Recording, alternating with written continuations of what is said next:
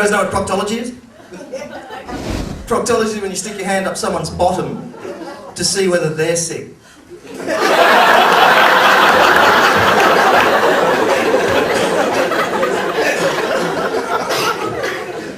Bought some cat food for my cat the other day. On the front of the packet it said tastiest ever. Whose opinion is that? It must be some guy's job, that's what he does. G'day mate, how you doing? What do you do? Yeah mate, I work at Whiskers. Oh yeah, what do you do there? I eat the fucking cat food. Back off or I'll shit behind your fridge. I like when a dog wakes us up in the morning, the first thing we do is we tell the dog to shut up, like it understands. Boof, boof, shut up. Oh yeah, sorry mate, it's a little early, isn't it? Yeah. I'll go around the corner, lick a nut, drop a shit, come back about 8:30. It's 8:30, okay? Got a phone call this morning, picked up the phone, this guy went, Satan. I went, Jesus, and he went, sorry, wrong number. Here we are at the DVD gallery in Double Bay, your second home. My favourite haunt, yep. You love this place? Love movies, yes. You weren't always from Sydney, were you? No, I moved down to Sydney about, would have been about 4 years ago now, about 3 to 4 years ago. The cost of living was too cheap where you were? You know, I wanted to just go to a bigger place to do comedy. Queensland's a great place. Brisbane was a wonderful place to grow up, but I just needed to mix it up a bit with, you know, bigger and better comedians, you know, swim in a bigger pool, I think. There's people that do all sorts of things down here for all sorts of different reasons with comedy. Up there is no avenue, I don't think, to do television or radio or movies or whatever you want to do. You did do radio for a while up there. 96 to 2001 up in Brisbane on Triple M. That all ended in acrimony, but like most radio careers. If you're doing radio at any time, never agree to a handshake agreement. Always get a piece of paper signed. I learned a lot out of radio. I had my own show on the Sunday night, invited different comedians in to do shows and stuff, and do a bit on the radio, and it was great. It was a great time while it lasted, but I wouldn't want to be there all the time. It eats your day up. Did you get in the way of doing your stand-up? Yeah, you find out that after a while, I found out anyway, I mean, I'm sure there's guys that do stand-up and radio quite successfully. I found out it just ate away at that rawness that you have and that hunger that you have for stand-up, where you go out there and you're absolutely hungry to get it right every time, to be edgy, to be provocative and talk about things that are on your mind when you go out and do stuff. Radio's a different sort of comedy. It's not if you've been listening to it even, you know, the last 5 years, it's not a provocative industry these days. It's a bit of a problem, it always will be, I think, with Australia, that you're going to have a problem with doing anything edgy on mainstream television or radio, unfortunately. So a lot of the interesting radio and comedy to that degree in television is in the community stations, community radio stations, television stations. The internet again is another avenue to get your material out there, and I know you're working on a few things on the internet. I think I've got a love-hate thing with the internet. I think a lot of people do. I think on one hand it's a wonderful place to cut your teeth doing either television. It's great to see I may not agree with a 19-year-old kid going out there and talking about whatever his life is. I may not be interested, but it's fascinating to me that he has that opportunity to do that, and if he's being creative, then it's great, because he's not going around with a gang of kids beating up someone at a bus stop. You know, he's out there doing something that at least is somewhat creative, and I think that's a good thing. The other bad side of it is it's like Pandora's box. There's no curation whatsoever. It's like willy-nilly anything, and I think that's the good bad of it. I think you get a lot of rubbish on it as well, and it's always always compare it to a book. You know, people say it was great for educating kids, the net. No, I never agreed with that. You know, if I'm given a book on butterflies and told to read that, and someone sits me down and says, read the book on butterflies, you know, I've got to read the book on butterflies and I'll understand about butterflies. If I'm told to go on the net and investigate butterflies, there may be lots of stuff about butterflies, but I might stay on it for 5 minutes and all of a sudden I'm going over to see what's happening with Michael Jackson's birthday, you know.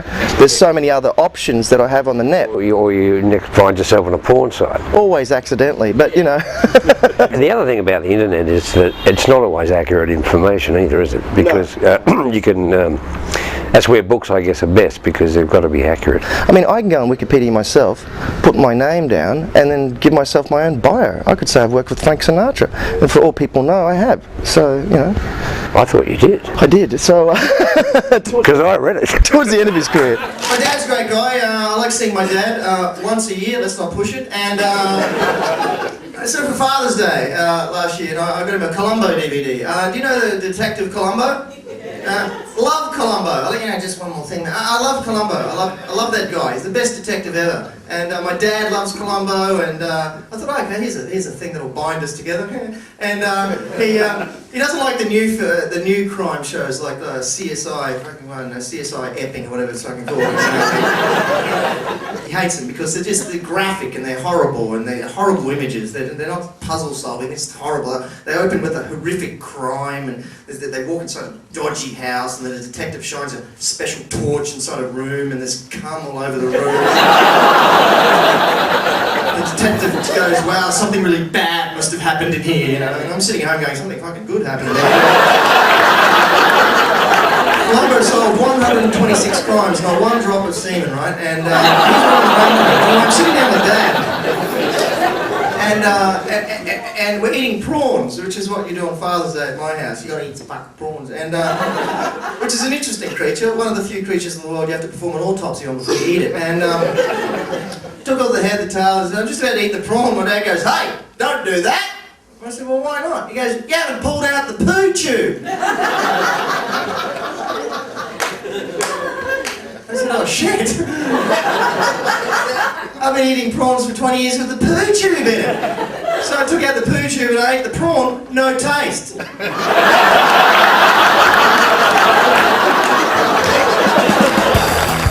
Coming up, Brashy tells us his favourite flick. And some super stand-up.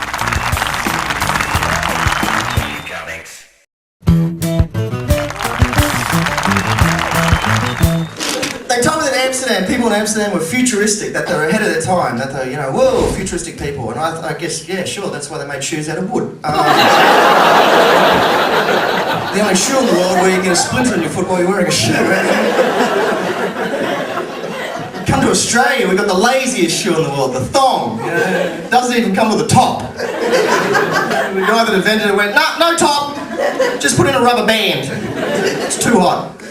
You ever tried to run in thongs? You take about 8-9 steps, that band pops off, thong rolls under your foot, your 3 toenails hit the cement, there's sparks coming off your toenails, you're making a sound like 8 dogs fucking a cat, and the last thing that goes to your head is, man, I should have worn clogs.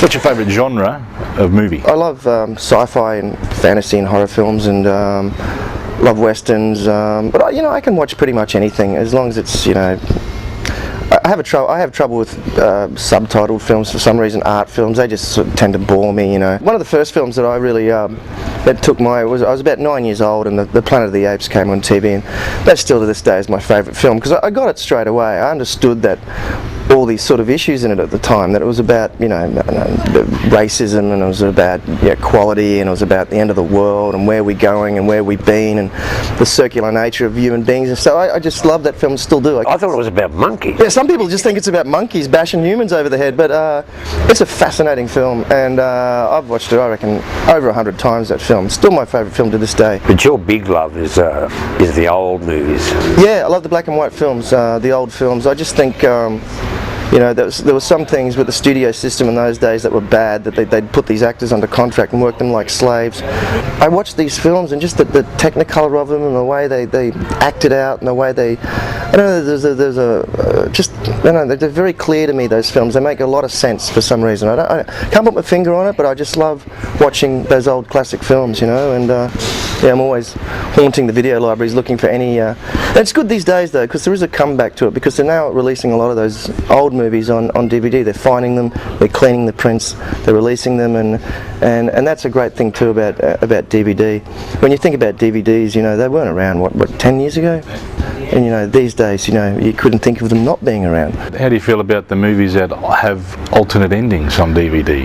If you make a movie, do you think you should just make a movie and leave it as that, or should you sit there and go, well, we weren't sure how we were going to end this either, let's put up 5 different endings? There's the famous old story about the guy that was in the French art gallery at the turn of the century, and he walked up to this classic, the most beautiful painting they had and the most priceless painting they had in the gallery, and he was painting it, and the security guard came up and went, "We're taking you to jail." And he went, "Why?" And he goes, "I'm the guy that painted it, I'm just fixing it." The thing is, people said already that it was a thing of beauty, but they put this guy in jail for touching up his own painting. which is sort of wrong in a way, but sort of not wrong in a way, because it was already judged a beautiful painting by the masses. I don't know, I think it's great that people have options of seeing endings, but I like to think that you do something, it's done, move along. You know, you comedians like yourself, I'm sure you always look back at stuff and go, oh, you know, I'd like to do that, but then again, on the other hand, that's what it was. Let's move along. We'll fix it next time. We'll get it right next time. And that's the nature of art as well. Art is not really meant to be perfect. Exactly. If it was perfect, it wouldn't be art. It'd be some, I don't know, it'd be in a box and sold, I guess. I'm sure you guys have had this, where you walk off stage and one bit you think is probably a little weak, you're not really happy with it, it's not constructed as good as you think it is, as comedy. You get people coming up to you time and time again and go, that's my favourite bit, mate. That's my favourite bit. I love that bit you do. It's very confusing, isn't it? Yeah, confusing as hell, because you're going, oh, it took me 10 seconds to write in a burger joint, no thought whatsoever. And some of your greatest bits that you think, oh my God, I'm a genius, I'm wonderful, how could I, my God, people are gonna, and people just go, it's the nature of the business, But I always like Batman. Batman was always my favourite superhero and still is, because he's a sort of dark character, and he's sort of like, he didn't like get any superpowers given to him, magic rocks or swords or anything. He trained a lot. He ate a lot of chocolate protein bars, and he did a lot of Pilates, and he didn't know what he wanted to do, and he didn't know what he wanted to be, and then a bat flew in one day, and he went, I'm an idiot, I'll be Batman. Chasing bad guys, and they'll see me coming and go, oh shit, look, it's a bat, man! I'll fight crime! And I'll get a 14-year-old boy to help me. I'll give him some stockings, some elf boots, some green dick togs, a red tunic, a yellow cape that stops where his bum begins, a sexy little black mask, and I'll name him after a bird. I'll call him Robin. You can see Robin standing there going, oh, this is fucked. Batman going, oh, let's name you after another bird. How about we call you Swallow? Robin going, no, Robin's really good, man. Let's stick with the Robin thing. I'm in my 40s now, so I grew up reading comic books, a lot of comic books, from Batman was always my favourite, but I read them all. Phantom, love the Phantom. Batman wasn't a deep psychological... He started off in the 40s as a sort of pretty heavy-duty character, very film noirish character. He was quite a dark character. There was no Robin. And then after a while, people got a bit sick of this and went, oh, he's a bit grim, we'll give him a little mate. So they gave him Robin, which I do a joke about, but it's actually not true. He actually was based on Robin Hood. They found out that people didn't want this dark character after a while, so the creator, Bob Kane, created Robin and lightened him up a bit. But it lightened it up till it became absolutely ridiculous in the 60s, where it became, the TV show went huge because pop art was exploding and everything was colourful, and colour TV had just happened in the States, and they took complete advantage of that with the Batman show, which was massive. And then all of a sudden everyone went, no, too light now. So we started to get dark again, with the Burton brought out his Batmans. They were quite dark. He was psychological, worried, scarred, worried about things. And now, of course, we have the Batman these days, which is so heavy. I walked out and just went, where's the fun? In some ways, I feel sorry for kids these days. It's a very confusing world, and I always feel sorry for someone who loses their innocence early, And I was glad that I sort of had my innocence for a long time when I was growing up. Well, you still have it. I've always tried to be a little childlike with my approach. Some people would say that's naive, and that's a fair call too. But I think on the other hand, I don't want to get too wrapped up with what's going on out there, and I think superheroes reflect what's going on in the world, and that's what's happening at the moment. Dogs I like because they're very simple. They walk in, they're a bit of a lick in the nut. They're gone. People get birds, top idea, let's get a bird, let's take him home, let's put him in prison. Let's get him some entertainment, sure, let's get him a bell and a mirror. A mirror for a bird that has eyes.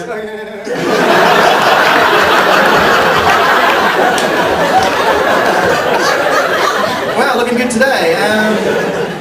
People get a fish, take the fish home, put the fish in the fish tank. What's the first thing they put in the fish tank? A bridge. It's underwater for a creature that no fucking feet. What are you going to get a fish for? What, security? Just moved into Penrith. And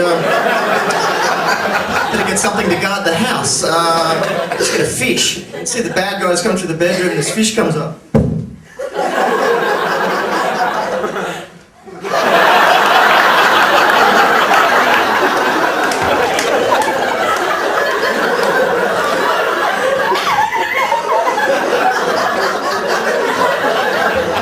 The bad guy's going, you didn't say anything about fish.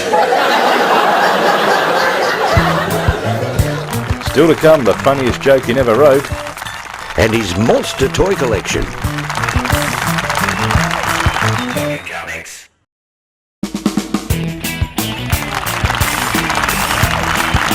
I used to dress up as Superman when I was a kid. You remember they used to have those little outfits? You just put the string around here, little cape, and run around dressed as Superman and pretend to fly, you know? And kids would paint rocks green and pretend it was kryptonite and throw them at me. And I'd fall to the ground hurt, because I was.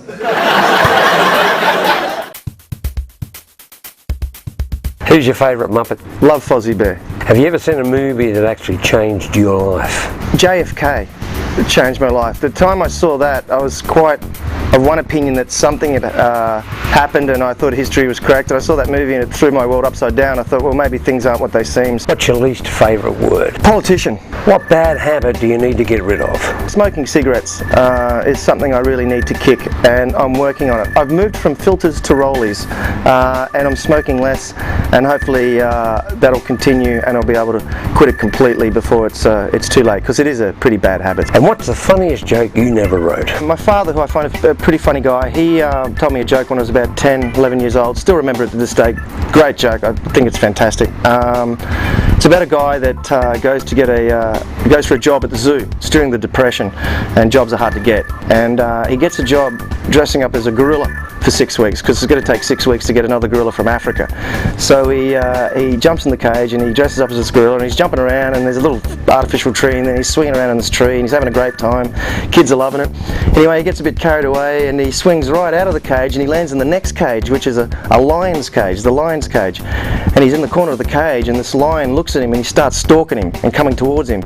And the guy rips his gorilla head off and goes, "Help! Help! Lion's gonna eat me!" And the lion takes his head off and goes, "Shut up, idiot, we'll both lose our jobs." My granddad was born in Bundaberg, which is why I speak about Bundaberg a bit. He did have that. And I decided at the end of his life to take him to a few modern movies, because he'd seen a lot of old movies, and I like old movies too, actually, probably more than modern movies, but I decided to take him to a new movie. So like a few years ago, I took him to The Matrix. He came out of the cinema and I said, "What did you think of The Matrix, Granddad?" And he went, "I didn't fucking like it." I said, "Oh yeah." I said, "Well, what didn't you like about it?" He said, "Well, let me get this right. When you're in The Matrix and someone aims a machine gun at you, all you have to do is do a cartwheel and the bullets don't hit you." I went, "Yeah, Granddad, that's what happens in The Matrix." He went, "Fuck bullshit, man." I was in the army for 50 years, and someone aimed a machine gun at me and I started doing cartwheels. Not only would I die fucking upside down. Can't beat that logic, really, can you? Do you still collect toys? Still a big toy collector.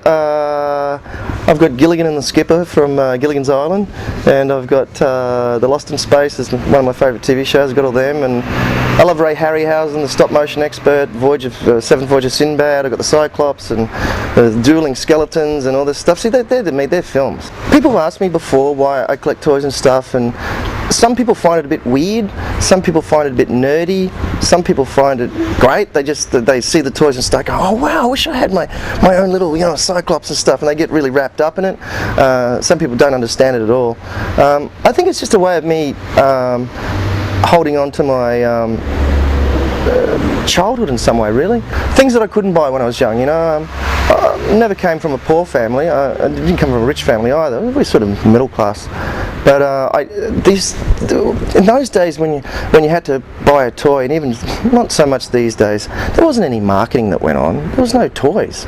There were no toys out for movies. You'd have to hunt and hunt and hunt. And I put it at Star Wars. That was ground zero for toys. The minute before Star Wars, you had to scratch around finding stuff. You know, you couldn't find stuff. You know, and it also gave you something in common with other kids. You know, I wasn't with the footy kids at school. I played football and I loved it. And I played union and cricket and stuff, and I loved all my sport. But I wasn't sport.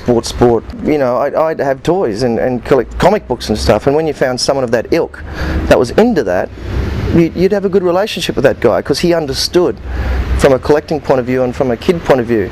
You had something in common with someone, so it was something that, and you'd find very few people that were into it. See, I threw all mine away, but I kept my Cyclops. There you go. And people think I'm weird when they catch me playing with it. Yeah, you one-eyed monster.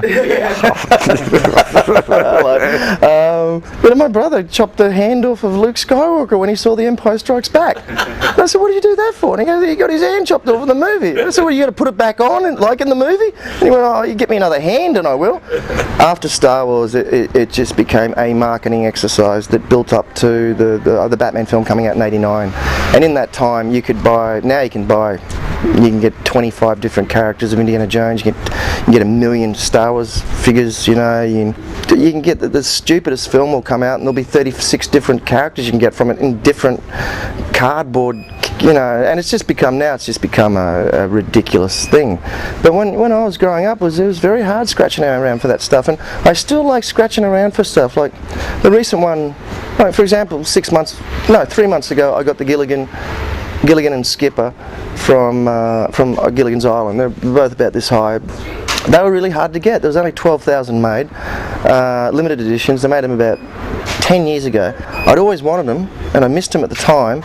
And all of a sudden I found them, got them eBay. Another good thing about the net, some guy had the Skipper in the States and another guy had Gilligan in Argentina, and I got on and I mucked around, got a good price, and I got them both. So I still like scratching around for stuff, but now I'm quite selective with stuff. Because toys are now readily available for everyone. I think that's going back to what we were speaking about at the beginning. I think that's one of the big problems these days, is everything's readily available, and you can get anything anywhere. And I think that's a problem, because I had to hunt for stuff. I had to really search. I had to really trade with kids and really find stuff. And there was a certain adventure about that. You know, it was a big adventure about trying to get that. And then you'd get it, and oh, great, you know, and you put him down there and put her down there, whatever. But now I think that whole thing's been lost. Well, thanks very much for joining us, Paul. It's been very interesting. I've learned a lot, especially about my Cyclops. Thank you, Garry. Thanks, Darren. No worries. Cheers, boys. Thank you very much. Well, my old mum, she's lost the plot completely. She's got into his body piercing shit. She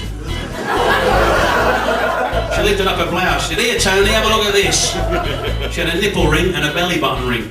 Unfortunately, they're the same ring. I get off the plane in Brisbane, okay? I get off the plane in Brisbane. I'm walking down the Queen Street Mall, which is the mall up there, in case you haven't been there. And this rapper comes towards me, okay? I love rappers, they crack me up. This rapper comes towards us, he's wearing a tracksuit, and he's not even exercising, right? And he walks up to me. He walks up to me, right? And I've got the Boston camera. I like Boston, and the last name's Brasch and B. I like B. So I'm walking down the street, and he looks at the camera and goes, yo, word. And I went, fuck with.